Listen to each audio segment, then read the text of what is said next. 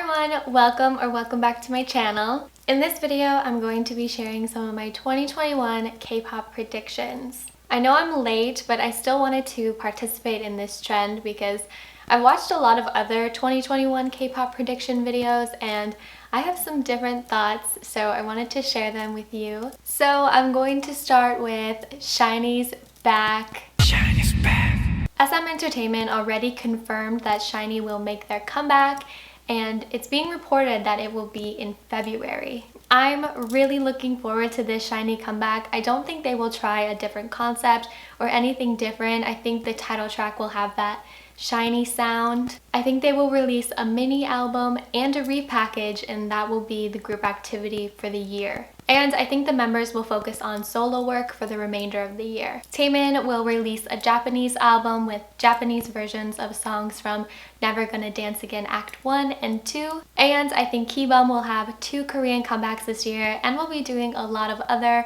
projects and promotions too. Next, Ateez. I think a lot of people are expecting Ateez to have a huge year, and I think they will. I think Ateez will release Zero Fever Part 2 soon, and will release something later in the year, and the title track for that will be Song of the Year. I thought they deserved that recognition with Inception, but I think the time for Ateez is now, and by the end of 2021, they will be one of the biggest groups in K-pop. Another group that I think will have a huge year is Monsta X. It will be another busy year for Monsta X. I think they will have at least 2 Korean comebacks and release something in English too.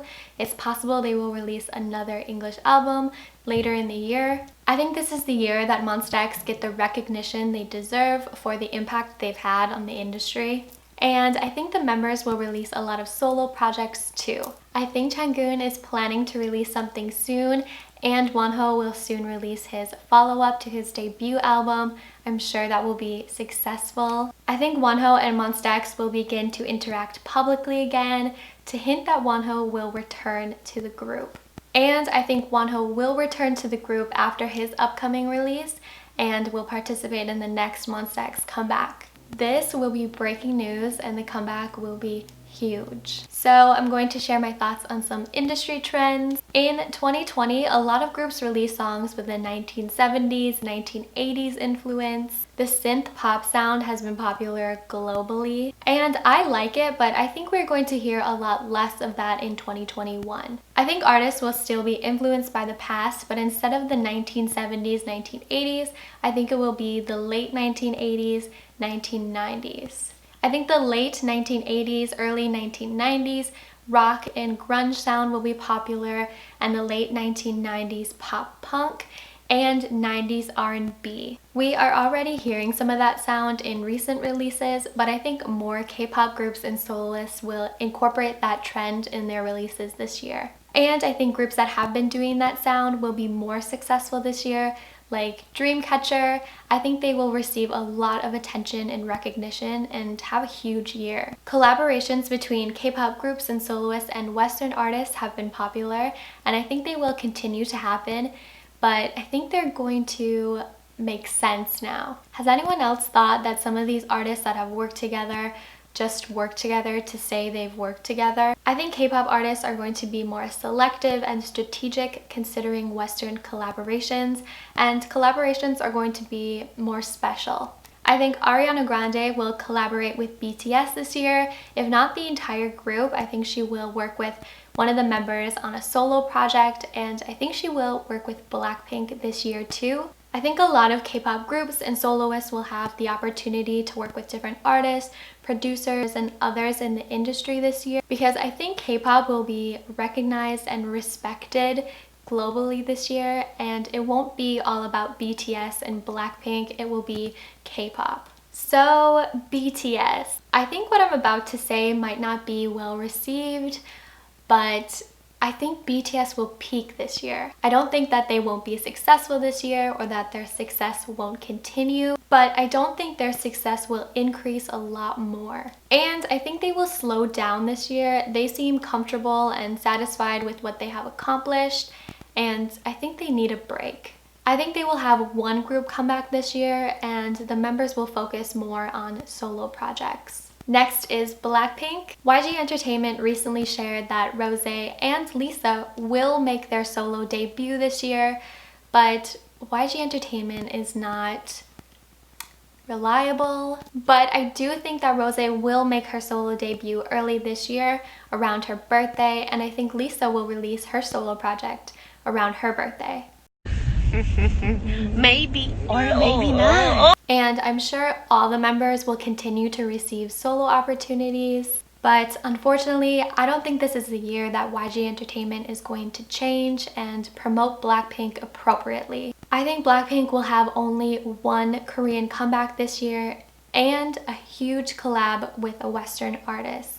I think YG Entertainment is going to be focused on the members of BigBang this year. I think the members will release solo projects. It's been rumored that G-Dragon has been planning his return. I think the plan was to return as a group first, and their comeback stage was supposed to be Coachella last year, but because that was cancelled, they canceled their comeback. I think BigBang will wait until they can make their comeback, like at Coachella or another huge stage. So I don't think they are going to do it this year. I think they are going to wait, and we are going to have to wait.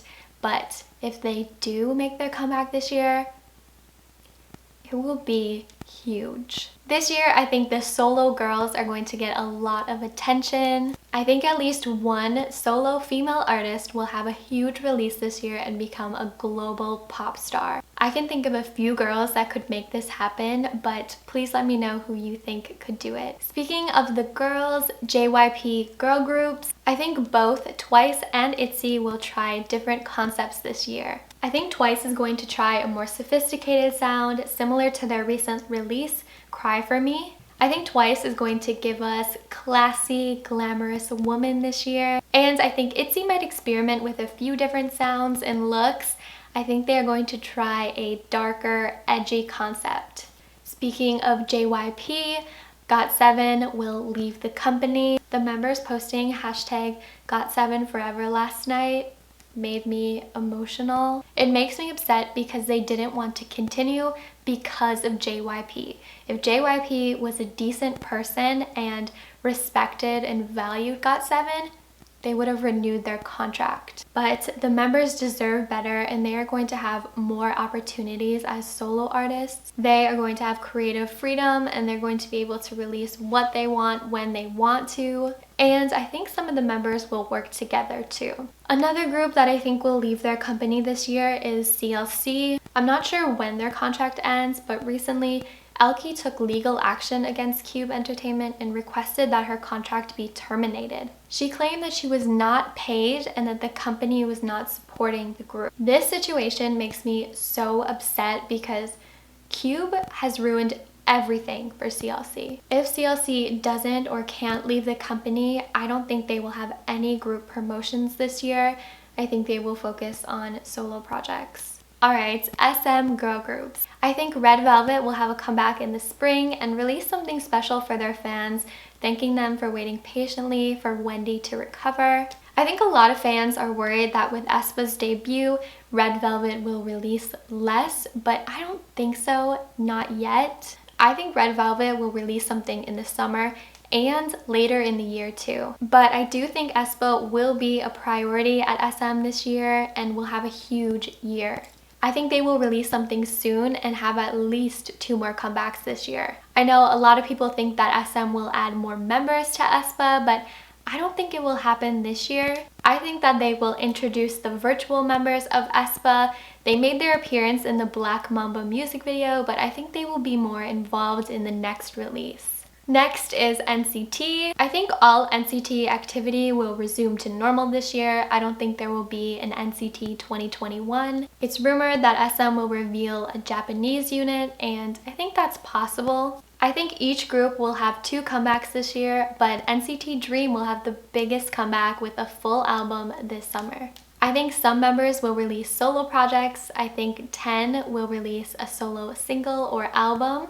And I think Taeyang and or Mark will release something like on SM Station. And I think some members will have other solo opportunities like working with brands, modeling, or acting. With EXO, I don't think they will have a group release this year. I think it's possible that a new unit group will be formed and they will promote together, but I think the members will continue to focus on solo work. And Super M, I think Super M will have one comeback this year and they will release an English single in the summer. I think they will continue with their futuristic concept, and I think whatever they release this year will not be different from what they've previously released, unfortunately. So I think that's all. I know I missed a lot of groups and soloists, but I didn't want this video to be too long. So that's all for this video. If you liked it, please give it a thumbs up and consider subscribing if you haven't already. Please comment below what you thought of my predictions and some of your 2021 K-pop predictions, and I will respond with what I think. Thanks again for watching, and I will talk to you in my next video. Bye!